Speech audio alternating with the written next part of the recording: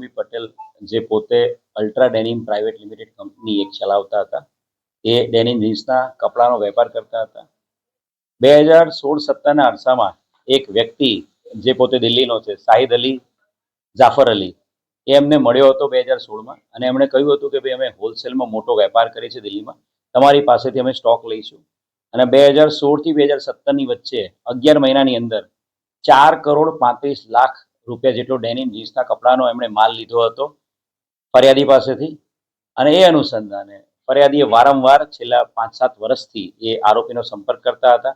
ઘણી બધી વખત પેમેન્ટ માટે એમણે વાતચીત કરી હતી, પણ 4,35,00,000ની અંદર ફક્ત 4 લાખ રૂપિયા એમણે પેમેન્ટ અત્યાર સુધીમાં કર્યું હતું.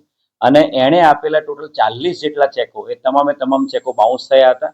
અને એ આરોપી જે છે એને સ્ટોક પેમેન્ટ પણ ઘણા બધા ચેકમાં બેંક એકાઉન્ટમાંથી કરાવેલું હતું. આ બાબતે ઇકોનોમિક ઓફેન્સીસ વિંગ ઇકોસેલમાં ફરિયાદ 2 મહિના પહેલા મળેલી હતી અને એના આધારે પોલીસ કમિશનર સાહેબની મંજૂરી આધારે આ બનાવની અંદર પ્રોપર ગુનો દાખલ કરવામાં આવ્યો છે અને ગુનાની તપાસ ઇકોનોમિક ઓફેન્સીસ વિંગ હાલ કરી રહ્યું છે. આ ગુનામાં આરોપી બાબતે ટેકનિકલ અને હ્યુમન ઇન્ટેલિજન્સ આધારે વર્કઆઉટ કરવામાં આવ્યું હતું અને ઇન્સ્પેક્ટર મહેન્દ્રસિંહ એની ચોક્કસ હકીકત આધારે ટેકનિકલ ને હ્યુમન ઇન્ટેલિજન્સ વર્કઆઉટ આધારે દિલ્હી ખાતેથી આ આરોપી શાહિદ અલી જફર અલીને પકડી પાડવામાં આવ્યો છે. એક સારી સફળતા ઇકોનોમિક ઓફેન્સીસ વિંગને મળી છે. આ જે ફરિયાદી છે શૈલેષભાઈ, એની સાથે જે છેલ્લા 8 વર્ષ પહેલા જે આ ફ્રોડ થયું હતું, જેમાં એને 4,30,00,000 રૂપિયા પેમેન્ટ બાકી છે, એના આરોપીને પકડી પાડવામાં મળી છે. આ આરોપીના 5 દિવસના રિમાન્ડ મેળવવામાં આવ્યા છે. આરોપીની સાથે એના પરિવારના સભ્યો, આ તમામના બેંક એકાઉન્ટની ડિટેલ્સ પણ હાલ મેળવવામાં આવી રહી છે. અને આરોપીએ જે આ માલ જે લીધો હતો, એ માલ કયા કેટલા લોકોને, કયા વેપારીઓને આપેલો છે, એની અંદર એને બોનાફાઇડ પરચેઝર છે ત્યાં કે મેલાફાઇડ પરચેઝર છે, જીએસટી વગર એને બારોબાર માલ વેચી મારે, એ બાબતે ટોટલ રિમાન્ડ દરમિયાન તપાસ કરવામાં આવી રહી છે. અને જરૂર જણાશે ત્યારે અલગ અલગ ટીમો ફરીથી પાછી દિલ્હી મોકલીને આ જે એફઆઈઆર છે એની અંદર અન્ય કોઈ આરોપીઓના નામ ખુલે તેને પકડવામાં આવશે. સાહેબ, આટલી મોટી રકમ છે, ખાલી 4 લાખ રૂપિયા, એવી શું લાલચ હતી કે તેને ઉધારમાં માલ આપ્યા કર્યો? જે આરોપી છે એને પોતે એને વિશ્વાસમાં લીધો હતો. ઇનિશિયલી એણે જે પહેલા 2-3 ટ્રાન્ઝેક્શન થયા તેને પેમેન્ટ પણ કર્યું હતું અને એણે પોતાની 2 અલગ અલગ કંપનીઓ દિલ્હીમાં એક્ટિવેટેડ છે. એક કંપનીનું નામ હતું જેકે ફેબ્રિક્સ અને બીજી કંપની પણ એની એ જ નામની એને અલગ અલગ ઓફિસીસ પણ એને એસ્ટાબ્લિશ કરીને એને બતાવેલી હતી. એટલે દિલ્હી ખાતે પોશ એરિયામાં 2 ઓફિસીસ છે, બંને ઓફિસીસ અપ એન્ડ રનિંગ છે, વર્કિંગ છે.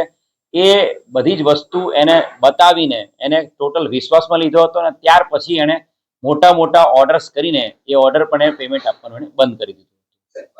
એની સાથે જેટલા એને માલ લીધો છે, કદાચ એમાં ખોટી રીતે લેવાયો છે, એ પણ આરોપી તરીકે લેવા શકે.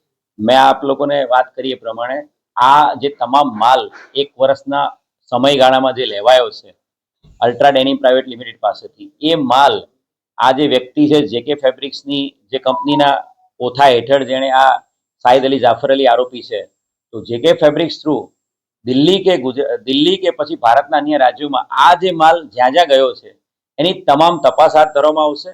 અને એની અંદર જો વગર જીએસટીએ બારોબાર ઓન માલ કોઈને વેચી માર્યો હશે તો એ બધા જ લોકોની પૂછપરછ પણ કરવામાં આવશે. અને આની અંદર જ્યાં પણ એવું લાગશે કે ઇનવોઇસ વગર અથવા તો બારોબાર માલ વેચી મારવામાં આવ્યો છે તો જીએસટી ડિપાર્ટમેન્ટે પણ આ બાબતે અલગથી રિપોર્ટિંગ કરવામાં આવશે. હાલના તબક્કે આરોપીને ધરપકડ થયા પછી દિલ્હી, યુપી આ બધી જગ્યાએ એના ગુનાહિત ઇતિહાસ બાબતે રિપોર્ટિંગ પણ કરવામાં આવી રહ્યું છે. સાથે સાથે ગુજરાતનું જે આપણું ઈ ગુજકો પોર્ટલ છે એ અને આઈસીજીએસ પોર્ટલ, એની પર પણ હાલ તપાસ કરવામાં આવી રહી છે કે આરોપીનો કોઈ ગુનાહિત ઇતિહાસ છે કે નહીં. અને દિલ્હીમાં પણ દિલ્હી પોલીસને પણ આ બાબતે જાણ કરવામાં આવી રહી છે કે આ આરોપીએ ત્યાં લોકલ લેવલે કોઈ સાથે ઠગાઈ કે છેતરપિંડી કરી હોય તો એ આરોપી બાબતે એ લોકો પણ પૂછપરછ કરવા આવી શકે છે.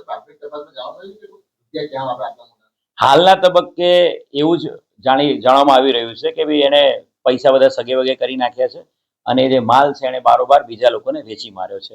પણ મેં કહ્યું એ પ્રમાણે 5 દિવસના રિમાન્ડ આપણી પાસે છે. એ જેકે ફેબ્રિક્સના જે અકાઉન્ટની ડિટેલ્સ મળશે, આરોપીના પર્સનલ અકાઉન્ટની ડિટેલ્સ અને ફેમિલીના અકાઉન્ટની ડિટેલ્સ, એ બધી ડિટેલ્સ આધારે આપણે ફર્ધર તપાસ કરી શકીશું. અને અલગ અલગ જે પણ કંપનીઓએ આ વ્યક્તિ જેકે ફેબ્રિક્સ કે પછી ડાયરેક્ટલી શાહિદ અલી પાસેથી માલ લીધો હશે એ તમામ વ્યક્તિઓને આ ગુનાના કામે નોટિસ આપીને એ લોકોને નિવેદન પણ લેવામાં આવશે. અને જરૂર જણાય એની અંદર ગુનાહિત મળે, આ ગુનાના કામે એ લોકોની ધરપકડ પણ કરવામાં આવશે. Thank you. સર એક નિમિષ.